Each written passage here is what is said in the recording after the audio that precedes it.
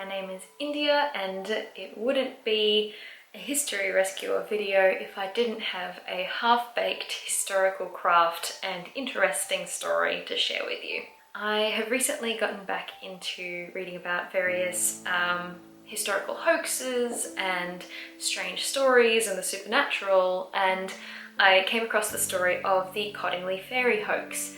And I thought that I would share that story with you, and today I'm also going to attempt to recreate the photographs that made the Cottingley fairies so famous. So the Cottingley fairies were a series of 5 photographs that were taken in Cottingley, which is an area of England, by 2 little girls. So there was Elsie Wright and Frances Griffiths, and they were 10 and 16 at the time that the first photographs were taken in 1917. World War I was just beginning to wrap up around that period of time. You know, they were in the final stretches, but no one knew that, of course. We can only look at that from a retroactive perspective. Everyone was experiencing a massive amount of collective grief as a result of the war and fatigue and exhaustion.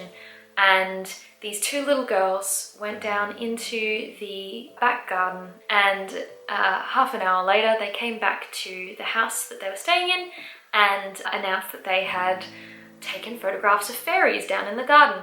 One of the girls' fathers was a keen photographer and had set up a darkroom in their house, and the girls produced the photos through the darkroom and showed them to the family. And initially the father disbelieved that they were authentic because he knew that the 16-year-old was a keen artist and could draw quite well, and the images looked like 2-dimensional drawings propped up essentially.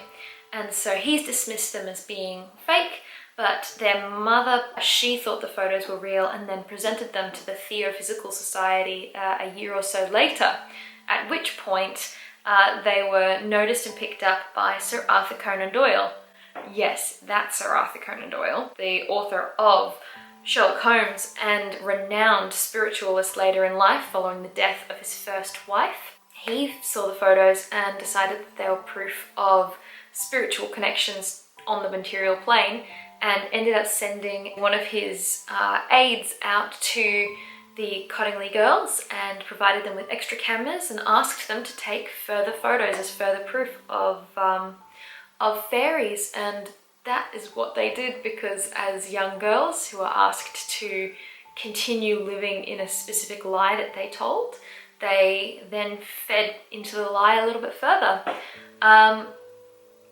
But there's some sort of particular magic about these photos. It's really beautiful to see them. They're quite quaint.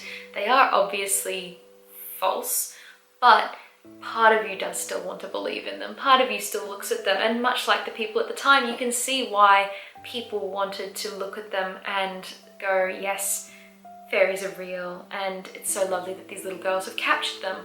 Of course, later down the track, we're talking 6 decades later, Frances and Elsie did actually admit to staging the photographs, although they maintained that the 5th photograph was in fact a real photo of fairies, which, you know, adds to the mystery. But nonetheless, these fairy photographs took over, absolutely captivated the public's mindset and the public's fascination, and hundreds of enterprising photographers went out to try and find their own fairies or recreate them in their own way. And that's also what I'm planning to do today.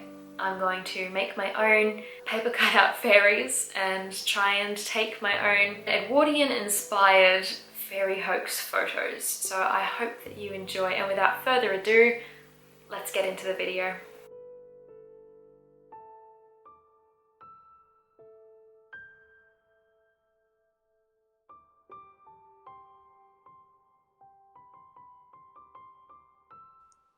It's really important to remember that when looking at the Cottingley fairy hoax that photography at this period in time was still quite a new process. It had only been sort of available to the public properly for the past 10-20 years. Like private family cameras were only around for that period of time. Prior to that, most photographs were taken as studio portraits, and there were significant techniques that were used to actually sort of Photoshop those images in the first place to make for a more beautiful or a more aesthetically pleasing photo for the subject. So photographers in the studio would actually edit the negatives on glass plates using graphite pencils or scraper tools to remove areas of black where there shouldn't be black or white where there shouldn't be white, and they would use those techniques to actually smooth out blemishes in the skin. They would use it to make waistlines smaller, and you know, the first sort of hoax photos were emerging during that period of time, and then, you know, hoaxes just continued to get more complicated. We still see hoaxes happening today. They just happen to be, well, some would say more realistic. I would say more realistic. Harder to spot unless you're an expert. But at the same time, we all do have a bit more literacy for these things these days, which is also slightly compelling, I guess. It's always good to have critical thinking with photo editing tools and what's put out there into the public as the truth. But it's also for this reason that I decided to do a variety of techniques to recreate the Cottingley fairy photos in my own way. I decided to use both the original method, which was painting little handmade fairies and cutting them out of cardboard and propping them up, and also using more modern things like Photoshop to actually turn myself into a teeny tiny fairy and put myself into a couple of little photos as well.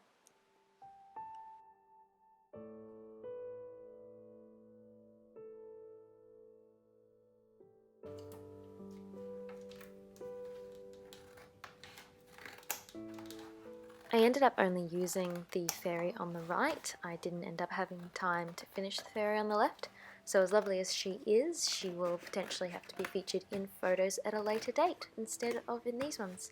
And may I say, it took me absolutely forever to cut this fairy out with my dodgy pair of standard craft scissors. I really, really wish I had invested in a scalpel or a crafting cutter at some point for this project, because me oh my, even cutting it out and taking 25 minutes to do so, I still had to Photoshop that little gap between her arm out of the final versions of the photos.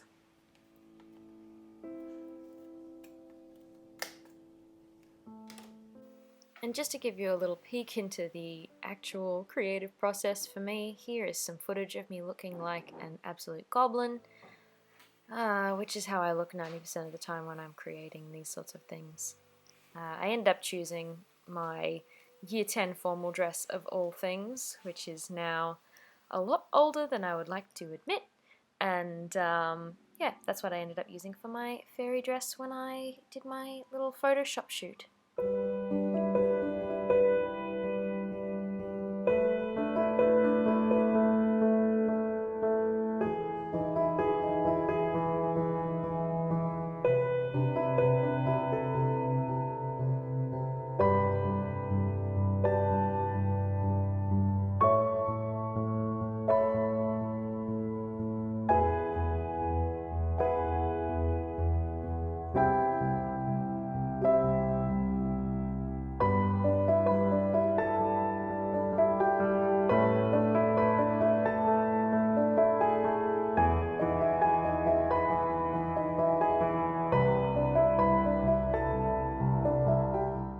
Thank you so much for watching. I really felt like this project turned out really quite well. I like how both of the sets of photos turned out.